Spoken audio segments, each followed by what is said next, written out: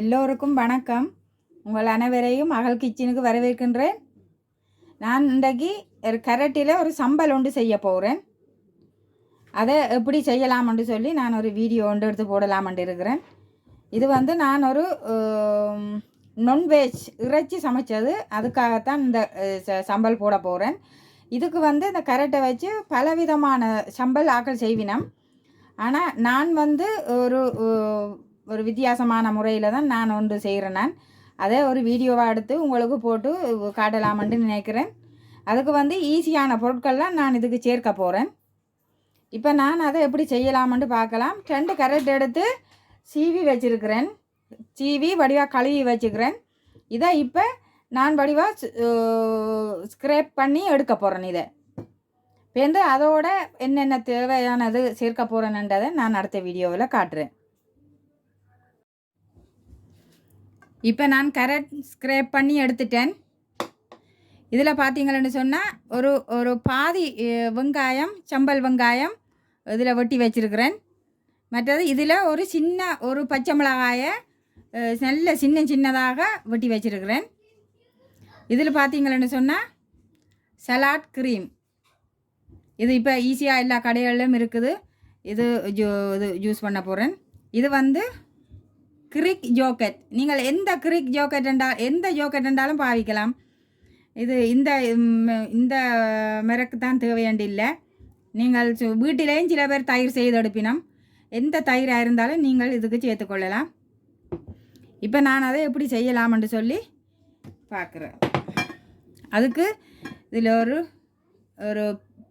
Class Pavul எடுத்து வச்சுக்கிறேன். இதை இதுக்கு சேர்க்கிறேன்.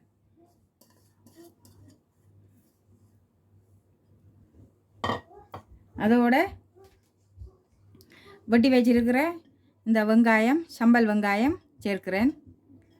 நீங்கள் இதுக்கு சின்ன வெங்காயமும் சேர்க்கலாம். நல்லா பொடி பொடியாக வெட்டி போட்டு அதுவும் சேர்க்கலாம். இதுக்கு தேவையான அளவு உப்பு சேர்க்கிறேன். நிறைய போட தேவையில்லை. நான் ஒரு இவ்வளவு தான் சேர்க்கிறேன் உப்பு.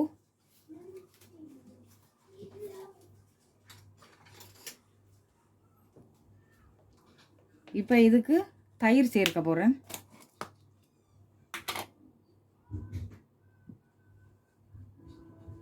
உங்களுக்கு தயிர் எவ்வளவு பிடிக்குமோ அந்த அளவுக்கு நீங்கள் இதில் போட்டு சேர்க்கலாம்.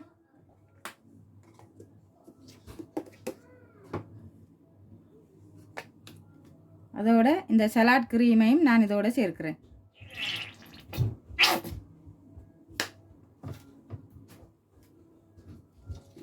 அதோட இன்னும் ஒரு முக்கியமான பொருள் ஒன்று சேர்க்க போகிறேன்.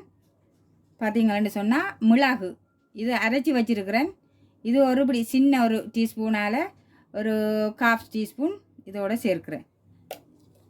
இந்த மிளகையும் நாங்கள் சேர்க்கும்போது இந்த டேஸ்ட் நல்லா இருக்கும்.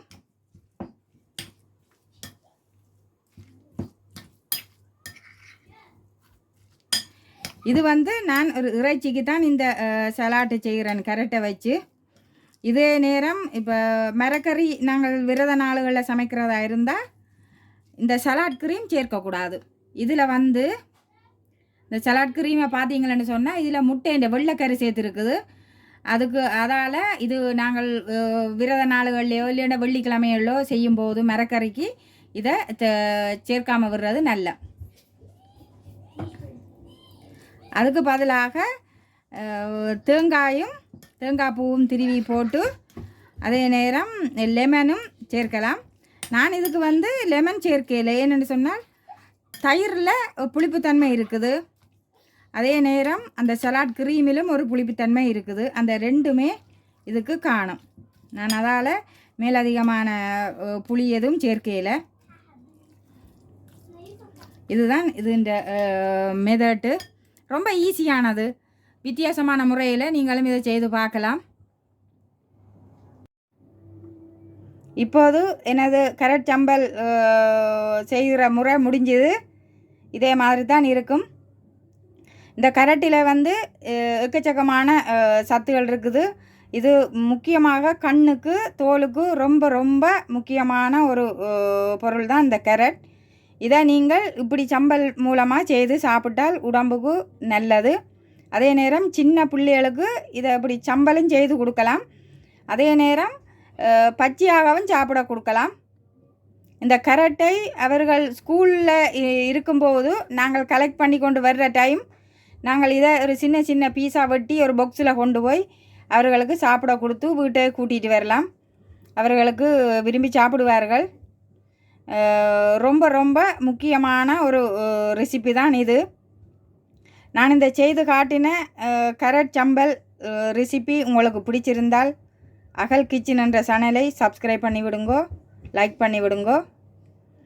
இவ்வளவு நேரமும் இந்த வீடியோவை பார்த்த உங்கள் அனைவருக்கும் மிக்க நன்றி. நான் மீண்டும் உங்களை இன்னொரு வீடியோவில் சந்திக்கின்றேன்.